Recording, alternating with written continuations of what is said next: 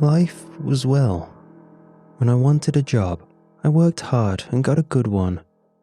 I wanted companionship and worked through all social barriers until I met the one and settled down.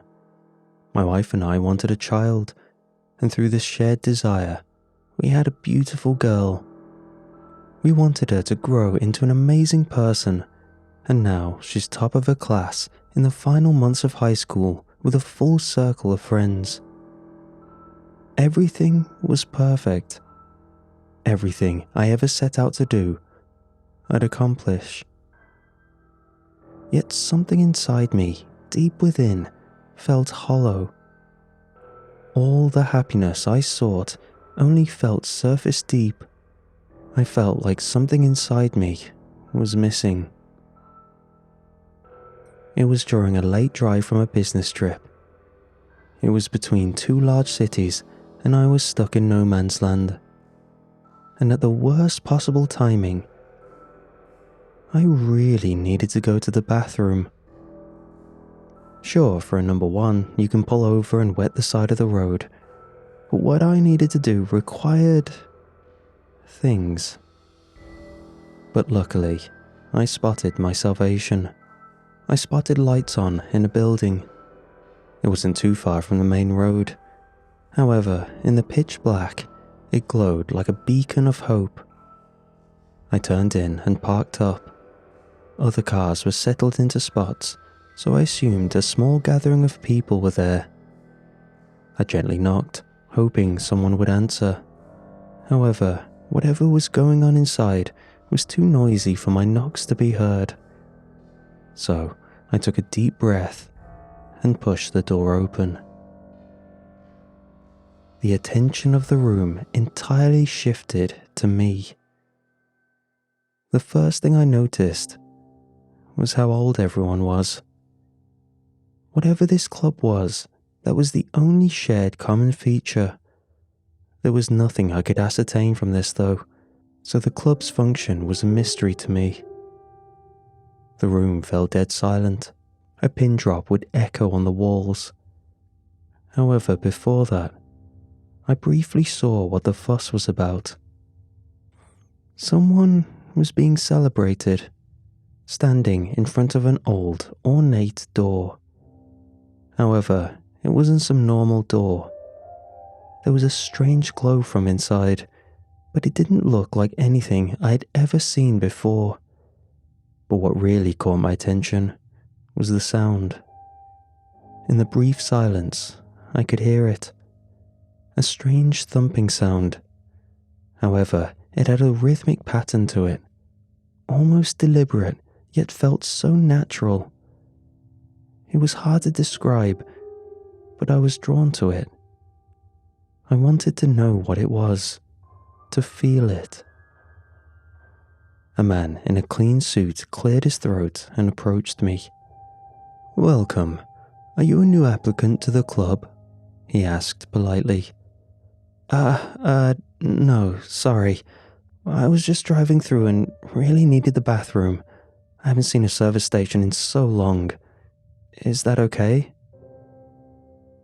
His soft smile faded before returning as he guided me to the restroom area. While doing my business, I could hear the commotion start all over again. Cheers and celebration rang out through the hall, echoing into the cubicle I was simultaneously demolishing. I was exhausted when I finished my business. A double flusher, at least. With my hands washed, I headed out, ready to go straight for the door, not wanting to intrude whatever was going on in this remote meeting hall. But all it took was a quick sideways glance for a mountain of intrigue to hold me down. I watched as a man stepped through the ornate door. He practically glowed with positivity, beaming with a pride I had never witnessed before. Others around him celebrated him like he had just achieved world peace. Even from where I stood, whether it was seeing so many people happy or something from behind the door, I felt it too in a slight way. A strange elation tingling through me. I would have stayed in place forever, just soaking in this great feeling, even if just secondhand, until I felt a grasp at my arm. "If your business is done here, you are free to leave." It was the same man from before. He said this with no hostility, a polite smile sincerely beaming at me. I was ready to leave. However, I was just too curious. I had to ask, otherwise leaving this stone unturned would haunt me for the rest of my life. "What is this place? What's going on here?" I asked. "This is the place where like-minded people meet and share a common interest," he said. However, his pause was too suspicious. "What interest? And what's behind that door?" I asked back. "The answer to both questions are the same answer," he shot back. However, he didn't actually answer the question. "So, what is it then?" I probed. "I am truly sorry. Only club members can know," he said solemnly. I was ready to get this over with and leave, but I had so many questions. "Okay, so how do I sign up?" I asked. I figured if it was just a form or a small fee, I could spare it just to satiate my curiosity. "Sadly, it is a lengthy ordeal, and not an easy one to do," he answered. "Which is?" I asked, leaving him to fill in the blanks. "I cannot answer that," he shot back. I sighed. "And why not?" I asked, annoyance in my tone. "I can only say if you are truly dedicated to joining as a member," he explained. I was done with this whole charade. Trying not to cause a scene, I simply said my goodbyes and left. But the sight of what I'd seen, the bliss those people were experiencing, never left my mind. After 5 straight days of hell due to work, my mind sought reprieve. I wanted to feel happy. My only relief was my family, watching shows with my wife and daughter and spending quality time with them. But my life felt like it was missing something grand. I wanted to feel bliss. Realizing that my life was just travel and work, the idea of joining a club sounded like a good idea. Plus, to even experience just a fraction of the happiness that I saw in those people would be a dream. So, I went back. I set out to arrive at a similar time to when I first found the place, hoping that they had a scheduled time. And when I arrived, I saw the place bustling with life once more. When I entered, I was greeted by the same man as before. "Welcome back. The bathroom is this way. Though please, try to clean up more after," he greeted. Saying that last part was the only time I saw his polite smile falter.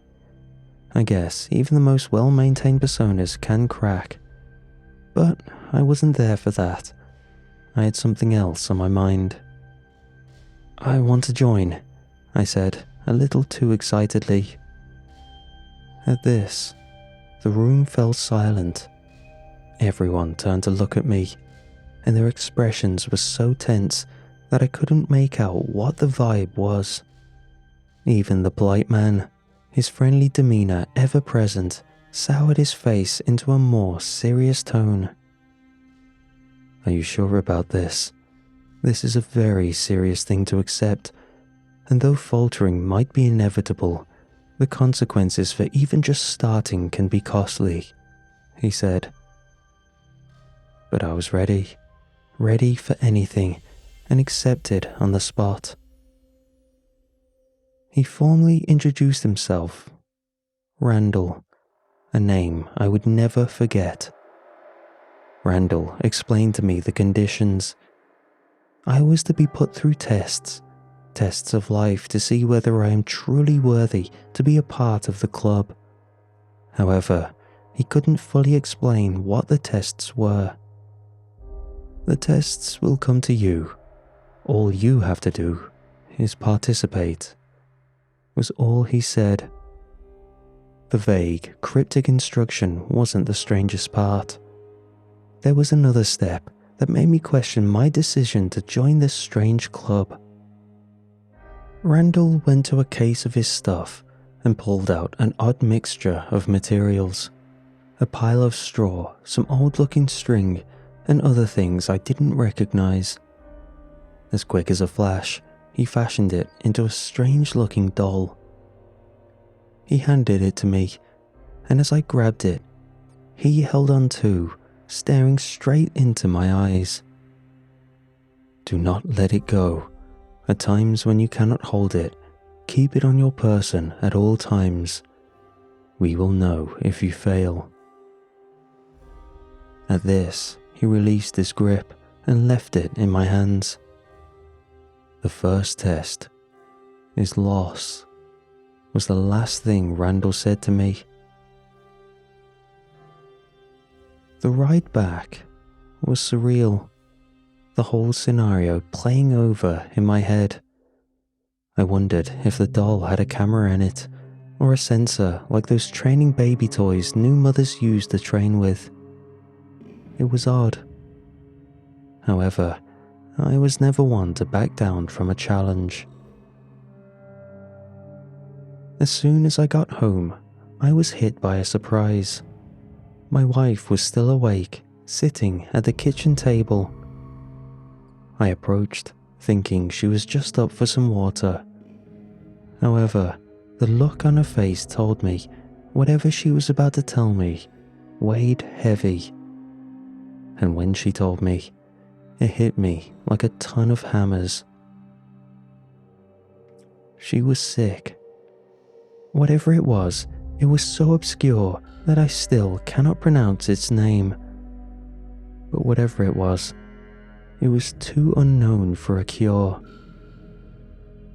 The next few weeks were a mess. Hospital visits, counselors, care staff, a pile of things I'd never dreamed of happening until our twilight years. We had planned to spend our whole lives together, and here I was, seeing her off so soon. I was a wreck. Explaining it to our teenage daughter was hard. She was old enough to have a concept of death, but way too young to be living through it. It hurt. But my wife stayed strong through it. Despite her failing health, she was still the anchor of the family. The time came. The doctors predicted it perfectly. I was sat at her bedside, holding her hand as she slipped away from the world. Still though, she was awake enough to be sharing her last moments together. My daughter was on her way, and she would arrive perfectly on time. The door creaked open, and we both turned in anticipation. But instead, a pair of police officers stood where our daughter should have been. What they told me made my world break even more. Apparently, my daughter was worried about coming too late, so she was driving hastily to the hospital.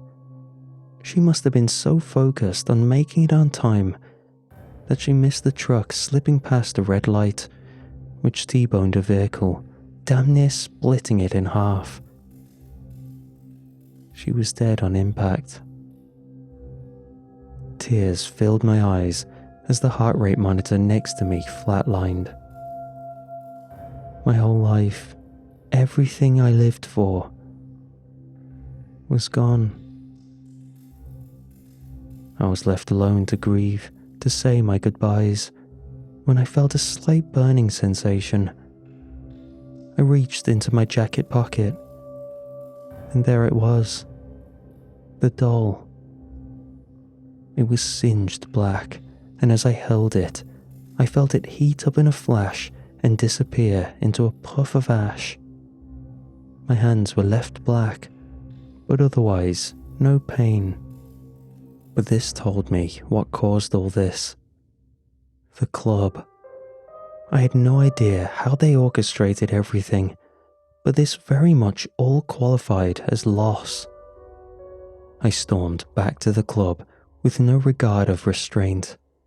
I grabbed Randall by the cuff, demanding he explain everything.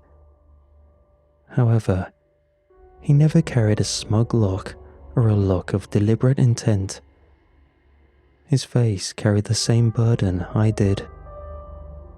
I looked around, and everyone had the same look. We've all experienced loss. I have no idea what you went through, but I can guarantee we went through the same, or worse. This didn't comfort me in the slightest. Why? Why did you let this happen? You could have turned me away. You could have warned me. Anything, I demanded. Because it was worth it, he responded flatly. I wanted to flip out at this and how absurd that sounded, but I didn't. Part of me wanted to see this through, even if to just hear what was next, to at least give their death reason. The next task, Randall continued, is 100 lives from 100 cities. I frowned at this. Wait, you expect me to, what, kill? There's no way I could. I was interrupted by another patron approaching me and grabbing my hand.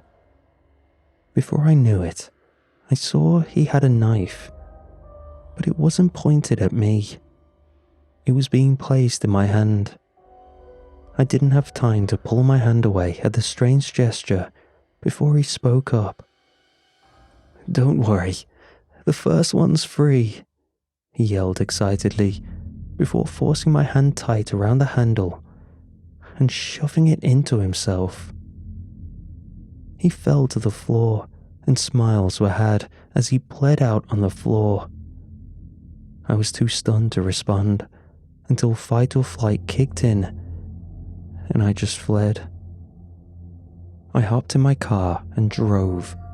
Just drove as far as I could for as long as I could. Before I knew it, I was at the state lines. Soaking everything in, I knew I couldn't go home, not with blood on my hands, literally. I decided to slip to the next state and stay there for a while, just in case there was heat. When hanging around a low-populated area, I noticed a homeless man, and the cogs started turning in my head. I was in a new city. No one knew I was there. It would be so easy. It was a sick thought, but I was fully enveloped in the sunken cost fallacy to turn back now. Everything I loved was gone. If I were to stop, it would have all been for nothing. I walked past him and he held out his hand for a donation. I handed him a baked treat I had picked up, then sat at a nearby cafe. When I saw the ambulance hauling away his body in a bag, I knew it had worked. He hadn't noticed what I'd slipped in. Another city down, 98 to go. It took years. I'd gotten good at it. I took erratic routes, never travelled in a pattern, never used the same method to kill, always mixing things up. I even flew to other countries, sometimes for a point, other times simply spending time there. The point of all this was to never leave a pattern. When there are no motives, it's very hard to track down a killer, and I had no reason at all. All of my targets were picked out at random, and never out of convenience either. I took time, sometimes months, just making sure the stars were aligned to literally get away with murder. I always kept track, never with anything material. Each night I'd recite to myself each hit. I never wanted to undershoot, or worse, overshoot my goal.